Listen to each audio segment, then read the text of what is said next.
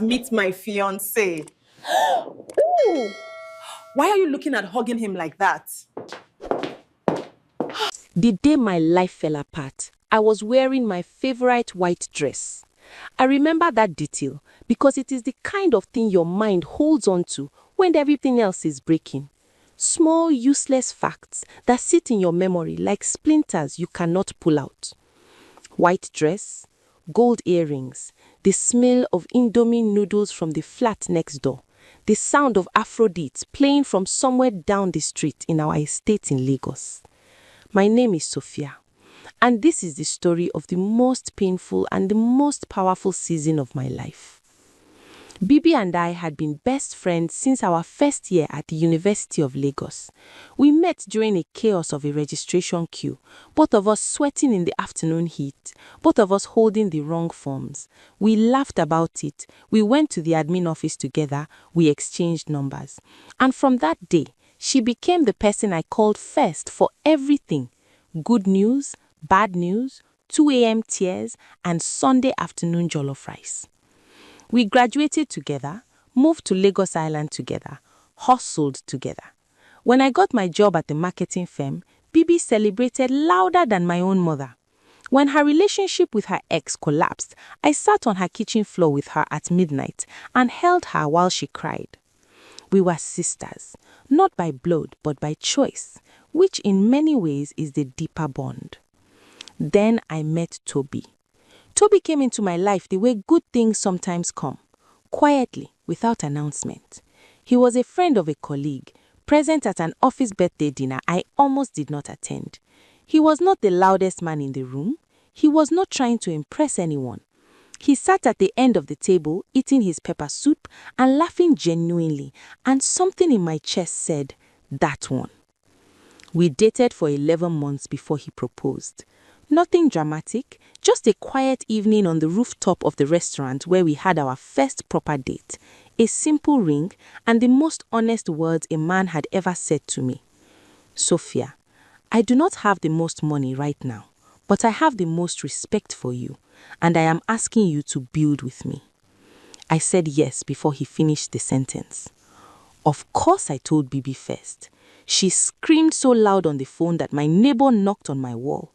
"I need to meet him properly," she said. "When? This weekend? I will cook. I will wear something nice. Sophia, God has done it for you." Her excitement was so warm, so loud, so full that I felt guilty I had not introduced them sooner. So I planned a Sunday afternoon at my flat. Jollof rice, pepper chicken, chilled drinks. I cleaned the house. I wore my white dress. I was happy in a way that felt too big for my body.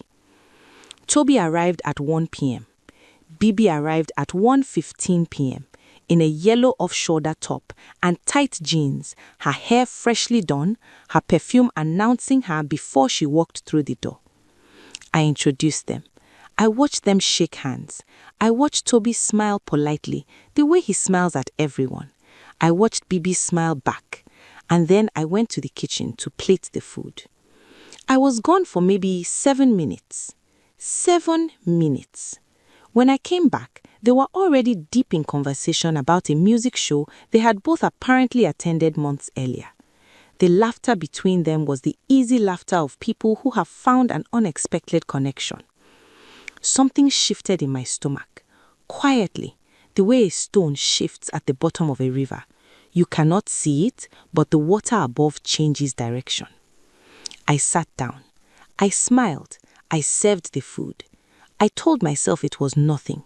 I told myself I was being paranoid and small-minded, and that a confident woman does not shake because her best friend is charming. I ate my food and laughed and played the happy host. But that quiet shift in my stomach, it never settled back into place. Before we continue, if you love real, deep Nigerian stories that hit where it hurts and where it heals, subscribe to this channel right now and turn on the notification bell. You do not want to miss what happens next. The changes in Toby were not dramatic at first. They were small. The kind of small that a woman who is not paying attention would miss entirely. But I have always been a woman who pays attention. It is both my gift and my burden. His phone started going face down on the table when I visited. He started picking calls in the bathroom. He became slightly distracted during our dinners. Not rude, not unkind, just somewhere else, like a man whose mind had a second window open. I noticed all of it, and I filed it away. I did not react. I watched. Then one Friday evening, I called Bibi to talk about something completely unrelated, a work problem I was having with a difficult client. She did not pick. I called again, nothing. I sent a voice note. She replied 2 hours later with a short text. Was in the middle of something. Will call tomorrow. She did not call the next day. Bibi, who had never gone 24 hours without calling me in 5 years, did not call. I called her. She was breezy and slightly distracted and cut the call short after 10 minutes, saying she had somewhere to be.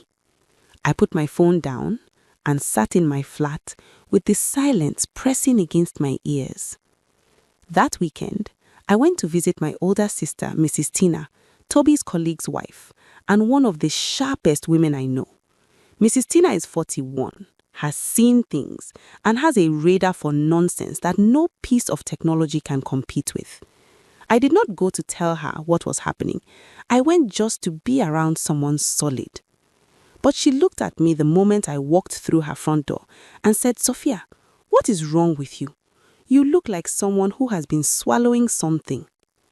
I sat down on her sofa, and before I could stop myself, everything came out. She listened without interrupting. Mrs. Tina never interrupts. She just watches you with those eyes that make you feel like she is reading text that is written somewhere behind your face. When she finished, she was quiet for a moment. Then she said, "When you introduced this Bibi to Toby, what was she wearing?" I blinked. A yellow top. Was her hair done? Yes. Was she wearing perfume? I paused. Yes, a lot of it actually. Mrs. Tina nodded slowly, the way someone nods when information has confirmed what they already suspected. "Sophia," she said carefully, "a woman who is going to meet her best friend's fiancé for a casual Sunday lunch does not do a full hair appointment and drown herself in perfume. That is not how we dress for our sisters. That is how we dress for an audience." The words landed in my chest like a stone dropping into still water. Slow, heavy, spreading outward. "You think?" I started. "I am not saying anything," Mrs. Tina said. "I am saying watch, quietly. Do not confront. Do not accuse. Do not let either of them know you are watching. Just watch." I drove home that evening and I replayed every interaction since that Sunday in my mind. Every detail I had smoothed over. Every instinct I had silenced.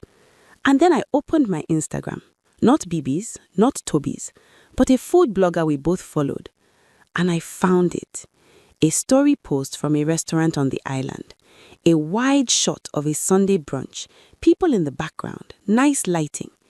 In the far right corner of the picture, slightly blurred but completely recognizable, a yellow off-shoulder top, and a man in the burgundy shirt Toby had been wearing last Sunday when he said he was going to see his friend Fred.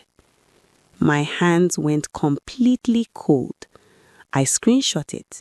I closed the app. I set my phone down on the table and I sat there in my white dress, the same white dress I had not even changed, and I breathed. In, out.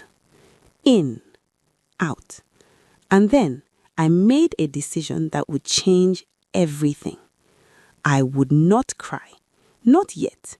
I would get every single piece of evidence first, so that when the confrontation came, it would be airtight and they would have nowhere to run. I became a different kind of quiet after that. Not the quiet of a broken woman, the quiet of a focused one. I started doing things I never thought I would do. I created a fake Instagram account and I followed Toby. Nothing. His page was private and sparse.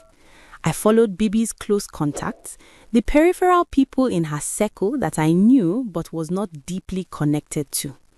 I watched. I listened between lines when people talked. And then Fred told me everything. Not intentionally, not even knowing he was telling me anything. Fred is Toby's closest friend, a funny, oversharing, good-hearted man who absolutely cannot keep information inside his body for more than 48 hours. Toby loves him dearly, precisely because Fred is loyal, just not silent. Fred called me on a Wednesday to ask if Toby and I were having problems. "Why are you asking?" I said carefully. "It's just," Fred hesitated, "there's this girl that has been calling him. Toby told me she's your friend and that it's nothing serious, that she just needed his advice about something. But Sophia, I've seen the way he talks after those calls. That's not how a man talks after a call about nothing." I kept my voice completely steady. "What is her name, Fred?" Silence. "Fred?" He called her B. I closed my eyes. "Thank you, Fred," I said. "Oh, Sophia, I don't want to cause..." "You didn't cause anything. You just confirmed something. Thank you." I ended the call. And now I had the full picture. Bibi had gotten Toby's number from my phone. She had used mine to call her network provider one evening at my flat, months before I even introduced them officially. She had called him days after that Sunday lunch and introduced herself as someone concerned about my emotional health, telling him I had been experiencing serious anxiety and that he needed to understand some things about me before he committed further. She had used my name as a door. She had walked through it and locked it behind her. What broke me was not just the betrayal. It was the architecture of it, the planning, the patience, the way she had sat across from me hundreds of times, at my dining table, in my car, on video calls, while building something designed to hollow out my life. This was not a moment of weakness. This was a project. I drove to Bibi's apartment on a Thursday evening without calling ahead. I had the screenshot. I had Fred's words still fresh. I had 11 months of small overlooked details arranged in my mind like evidence on a table. She opened the door in a house robe, surprised. I walked in without being invited and I sat down. She sat across from me and I placed my phone on the table between us with the restaurant photo on the screen. The room went very, very quiet. Bibi looked at the photo, then she looked at me. And I saw her, the real her, the calculating her, doing a rapid, silent calculation, deciding how much to admit, deciding which version of sorry might work. "Sophia," she startled. "Do not," I said, my voice was even, "do not perform for me. I have known you for 5 years. I know what your real face looks like, and I know what your performance face looks like. Right now, I need the real one." She looked at me for a long time, and then she dropped the performance. She told me she had always felt like she was standing in my shadow, that I got the better job, the better relationship, the better life, and that sitting next to me always made her feel invisible. She said she did not plan it from the beginning, but when she met Toby and felt how he looked at her during that first conversation, she told herself she deserved it too. That for once, she should take the thing instead of watching me have it. She said it almost calmly, like she was reading a report. I stood up. I picked up my phone. I said quietly, "You just told me that you destroyed 5 years of sisterhood because you felt invisible next to me. And you chose this. You chose to take instead of build." She opened her mouth. "Bibi," I stopped her, "I hope it is worth it. I genuinely do. Because I promise you, I am done with you. Not in a dramatic way, just done. Completely and finally done." I walked out. I drove home, and then I sat in my car in my parking lot and I cried, properly, deeply, from a place below my stomach for the first time since this whole thing began. I cried for the friendship. I cried for the version of myself that trusted so completely. I cried for the Sunday afternoons and the midnight phone calls and the 5 years of what I thought was sisterhood. When the crying stopped, I sat up. I wiped my face and I thought about what came next. Not about them, about me. Mrs. Tina called me the morning after my confrontation with Bibi. I do not know how she knew. Maybe Fred had spoken to her husband, maybe the Lagos grapevine had already started moving. But she called me at 7 in the morning and the first thing she said was, "You cried last night. Good. Now we talk about the next move." I almost laughed. Almost. I went to her house that Saturday. She made me tea, the kind with ginger and lemon that she always says is for people who need their mind cleared. We sat in her living room with the windows open and the morning Lagos air coming through. And she said something that I wrote down in my notes app immediately. "Sophia, people like Bibi operate on one assumption, that your happiness depends on the same resources they are competing for.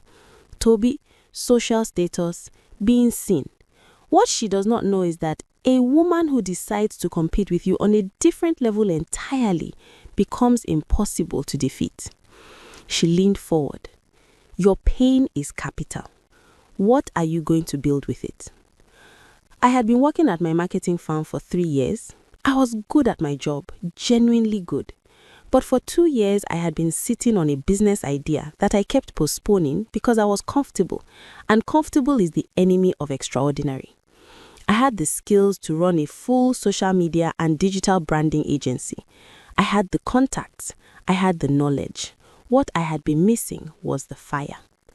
The betrayal gave me the fire. I resigned from my job on a Monday morning 6 weeks after my confrontation with Bibi. My boss thought I was reacting emotionally to personal stress. I smiled and thanked him for everything. I walked out of that office building with my box of personal items and my heart rate was completely steady. I registered my business. I called it Luminary Creatives. Mrs. Tina became my first client. She connected me to 3 others in her network. I worked from my flat, then from a shared workspace in Victoria Island. I slept 4 hours some nights. I ate badly for a period. I had moments at 2 in the morning where I sat on my kitchen floor and wondered if I had made a catastrophic mistake. But I kept going. I kept going because the alternative was to make Bibi's decision about me the final word on my story. And I refused. I absolutely refused to let the worst thing someone had done to me become the ceiling of my life. Within 2 months, Luminary Creatives had 5 paying clients. Within 3 months, we had landed a campaign for a fashion brand that got picked up on Twitter and earned over 400,000 impressions in a week. I still was not posting about the business publicly. I was building in silence.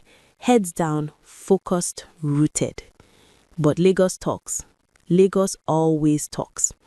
And the news reached Bibi through the networks we used to share. I know it reached her because she sent me a message. Not an apology. Bibi was never truly the apologizing kind. She sent a message that said, "Sophia, I heard about your agency. Congratulations. You always had it in you." I read it. I did not reply. Then Toby reached out. He called me, not texted, which told me he wanted to hear my voice, wanted a real conversation. I almost did not pick up. Then I decided I would because I was no longer afraid of that conversation. Fear had left my body weeks ago. "Sophia," he said, "can we meet?"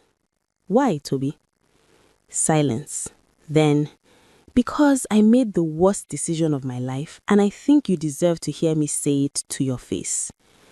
I agreed to meet him, not because I wanted him back, not even close, but because I am a person who believes in closing chapters cleanly, and that conversation deserved a proper ending. We met at the same restaurant where he had proposed. He looked like a man who had not been sleeping well. He told me Bibi had ended things 2 months in, she had met someone with more financial promise, and had moved on with the same casual efficiency with which she had moved in. He said it with no self-pity, just the flat, tired acknowledgement of a man who understood exactly what he had been to her. She was never there for me, he said. She was there for the version of me she thought I could become. I nodded. I was there for you, the actual you, and you traded that. He had nothing to say about that because it was simply the truth. And truth, when spoken clearly and without cruelty, does not need a response. It just sits in the room until everyone in it finally accepts it. 6 months after the Sunday that broke my life open, I was sitting in a glass-walled boardroom in Victoria Island, presenting a full digital marketing proposal to a panel of 4 executives from one of Lagos's fastest-growing lifestyle brands. I was wearing a navy blue blazer and my favorite gold earrings. Not the white dress. I had retired the white dress. This was a different Sophia. Same gold earrings, completely different ground beneath her feet. I gave the presentation without a single tremor in my voice. Every slide was crisp. Every figure was accurate. Every strategy was backed by real data from the campaigns we had already run. When I finished, the lead executive, a woman in her 50s with natural grey locks and the energy of someone who had built things with her bare hands, looked at me and said, "How long have you been running this agency?" 6 months, I said. She raised her eyebrows slightly. "And you have this level of output in 6 months?" "Yes, ma." She looked at the proposal one more time. Then she looked at me. "We will call you by the end of the week." They called me on Wednesday. They signed the contract on Friday. I called Mrs. Tina from the car park. I could barely speak. "I knew," she said simply. "I knew from the day you walked into my house with that look on your face, and I saw what was underneath it. Strength. Unprocessed and angry, yes, but strength." I drove home and I cooked myself a proper meal for the first time in weeks. Jollof rice, fried plantain, cold juice, and I sat at my own dining table in my own flat that I had built with my own work, and I ate alone, and I was not lonely. Not even slightly. I was full. Genuinely, deeply full. Bibi's story did not end with triumphant. It ended the way these stories always end for people who build their lives by pulling at someone else's foundations. It ended in instability. The man she had left Toby for turned out to be someone whose money was borrowed and whose character was borrowed too. That relationship collapsed publicly and loudly in a way that Lagos did not miss. She lost the job she had been costing in because the senior colleague who had been covering for her got transferred. She was not a bad person deep inside, I believe that, but she had spent so many years measuring herself against other people's lives that she had never built anything solid of her own, and when the borrowed things were returned, there was very little left. She called me once more. I picked up. She did not ask to be friends again. To her credit, she was not that deluded. She just said, "I want you to know that what I did to you was the most shameful thing I have ever done, and I think about it every day." I said, "Bibi, I forgave you a long time ago, but forgiveness is not the same as restoration. I wish you healing, genuinely, but I wish it for you from a distance." She was quiet. "Take care of yourself," I said. And I meant it. As for Toby, he learned his lesson the hard way, the way some lessons can only be learned. We are not together, we are not friends, but we are the kind of civil that 2 decent people can be when they have both grown from pain. He's doing better now, rebuilding. I hear he has a new relationship with a quiet woman from Ibadan who does not wear perfume to casual lunches. Good for him, genuinely. My story is not about them anymore. My story is about the agency that now has 9 clients, 2 full-time employees, and a wait list. It is about the young woman I hired fresh out of school who told me last month that watching me run this company makes her believe she can do it too. It is about the message I got from a stranger online who said she had been watching my business journey on LinkedIn and that I had given her the courage to start her own thing after a terrible heartbreak. That message made me cry. Not the ugly midnight crying of a woman in a parking lot, the warm, grateful crying of a woman who understands that pain with a purpose is one of the most powerful forces on earth. My mother calls me every Sunday now and says the same thing at the end of every call. Sophia, God was protecting you, not punishing you. And I believe her. Here is what I want to leave you with, because this story was never just about betrayal. 1. Be careful who you show your blessings to before they are fully formed. Not everyone celebrating you is happy for you. 2. Do not let the betrayal make you bitter and closed. The temptation after this kind of pain is to shut everyone out, to never trust again, to build walls so high that love and opportunity cannot find you. Resist that. Become discerning, not frozen. And finally, what belongs to you cannot be stolen. If this story reached something inside you, share this video with one person who needs to hear it. And if you have not subscribed yet, subscribe today. Every week we tell stories like this.